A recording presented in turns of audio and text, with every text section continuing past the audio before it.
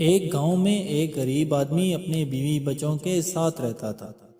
وہ پیشے کے اعتبار سے موچی کا کام کرتا تھا۔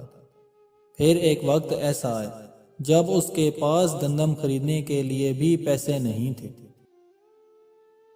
اس نے اپنی بیوی سے کہا وہ اس گاؤں سے ہجرت کر کے شہر جانا چاہتا ہے اور وہاں جا کر اپنی قسمت کو آزمانا چاہتا ہے۔ موچی اگلے دن شہر کی طرف روانہ ہو گیا۔ وہاں اس نے بازار جا کر آوازیں لگانا شروع کر دی، پرانے جوتوں کی مرمت کروا لو اور اپنے پرانے جوتے نئے جوتوں کی طرح چمکوا لو۔ پہلے دن تو کوئی کام نہ ملا۔ اگلے دن وہ شہر کی سڑکوں پر آوازیں لگاتے ہوئے گھوم رہا تھا۔ اچانک اسے پیچھے سے آواز آئی۔ اس نے مڑ کر دیکھا تو ایک بوڑھی عورت اپنا پرانا جوتا لے کر کھڑی تھی۔ اس نے موچی سے کہا کہ اس کے جوتے کی مرمت کر دو۔ اس نے بڑھیا کے گھر کے باہر پیڑھی پر بیٹھ کر اس کے جوتے کی مرمت کر دی۔ جب کام مکمل ہوا تو بڑھیا نے اس کی محنت کی قیمت پوچھی۔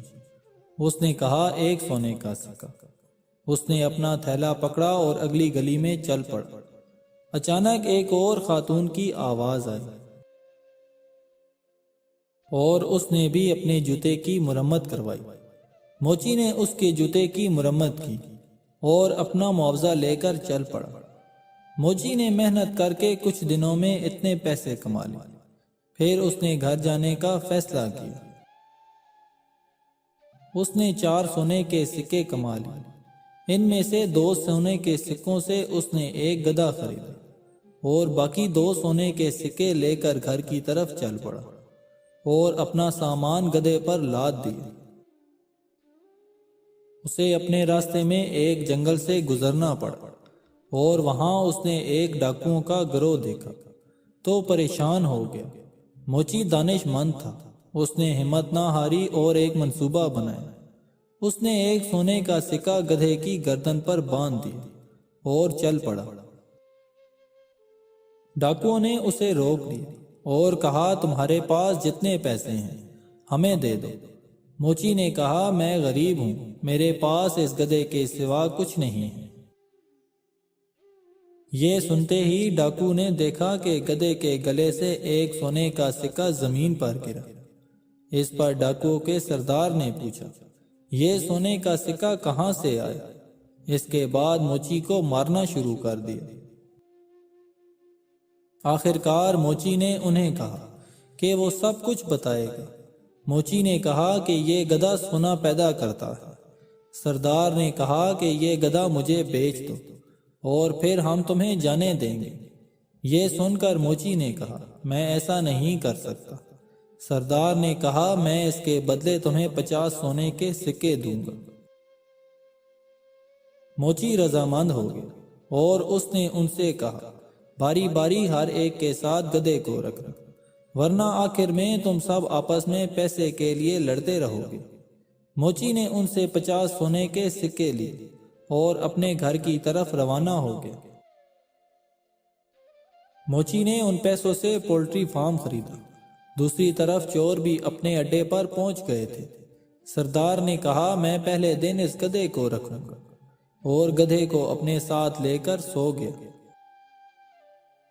اسے یقین تھا کہ میں امیر ہو جاؤں گا، پر جب صبح آنکھ کھلی تو سونا نہ پایا۔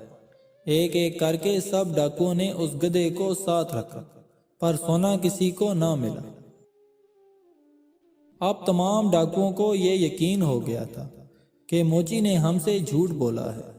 وہ موچی کے گھر کی طرف چل پڑے۔ وہ فارم میں کام کر رہا تھا۔ اس نے جب ڈاکوؤں کو آتے ہوئے دیکھا تو فوراً اپنی بیوی کے پاس گیا اور بیوی کو کہا جب وہ ڈاکو گھر پہنچیں گے اور میرا پوچھیں گے تو انہیں بتانا کہ میں فارم میں کام کر رہا ہوں۔ جب ڈاکو پہنچے تو اس کی بیوی نے ایسا ہی کیا۔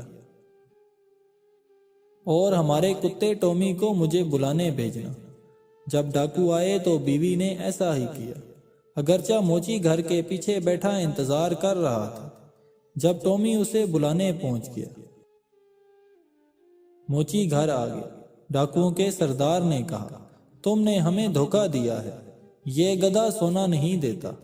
اس پر موچی نے کہا کہ آج میرے پاس جو کچھ ہے اس گدھے کا ہی دیا ہوا ہے۔ سردار نے فوراً کہا، یہ کتا بھی ہمیں بیچ دو۔ اس پر موچی نے پہلے تو انکار کیا، لیکن جب سونے کے سکوں کی پیشکش ہوئی تو اس نے حامی بھر لی اور انہیں کتا بیچ دیا۔ جب کتا لے آئے تو سردار نے اپنی بیوی سے کہا، میں باہر جا رہا ہوں، جب کوئی آئے تو ٹومی کو مجھے بلانے بھیج دینا۔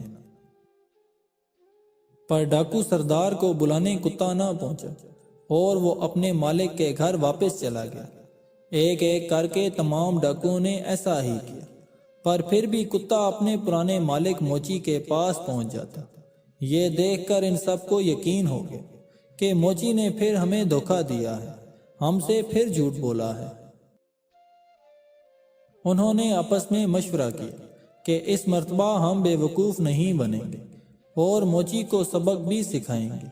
وہ سب موچی کے گھر پہنچے اور اس کی جھوٹی دلیلوں کو نظر انداز کر کے اسے سبق سکھانے کے لیے اس کو ایک بوری میں ڈال کر بند کر دیا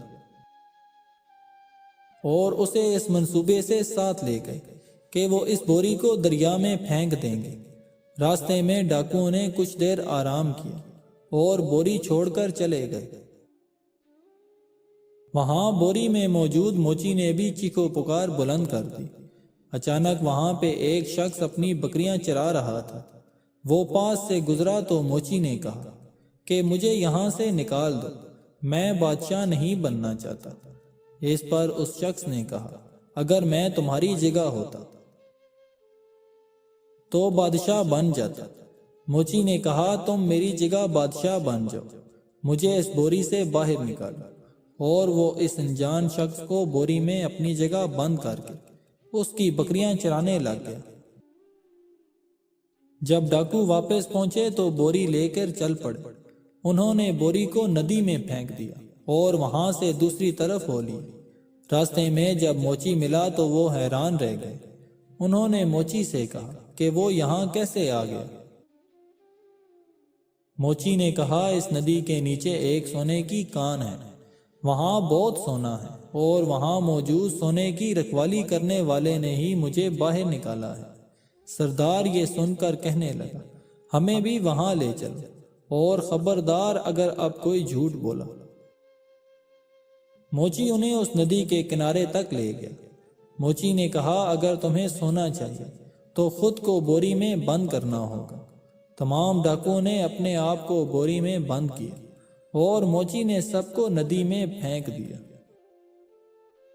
اس کہانی سے ہمیں یہ سبق ملتا ہے کہ ہمیں سوچے سمجھے بغیر کسی بات پر یقین نہیں کرنا چاہیے۔ سب سے پہلے دوسرے بندے کی بات کا جائزہ لینا چاہیے اور سوچنا چاہیے اگر کوئی ہمیں مشورہ دے رہا ہے تو اس کے پیچھے کوئی حقیقت ہے بھی یا نہیں۔ دو باتیں جس شخص میں ہوں اس سے ہر تعلق توڑ دو، چاہے کتنا ہی قریبی ہو۔ نمبر 1، جو حرام اور حلال میں فرق نہ کرتا ہو۔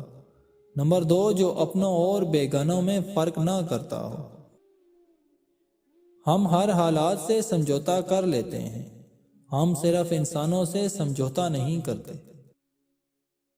رشتے چھوٹے بڑے نہیں ہوتے، لوگ چھوٹے بڑے ہوتے ہیں۔ جو انسان دوسروں کو شک کی نگاہ سے دیکھتا ہے، حقیقت میں وہ اپنے کردار کی برائیاں دوسروں میں تلاش کرتا ہے۔ انسان دونوں معاملات میں بے بس ہے، دکھ سے بھاگ نہیں سکتا اور خوشی کو خرید نہیں سکتا۔ پرندہ اپنے پاؤں اور انسان اپنی زبان کی وجہ سے جال میں پھنستا ہے۔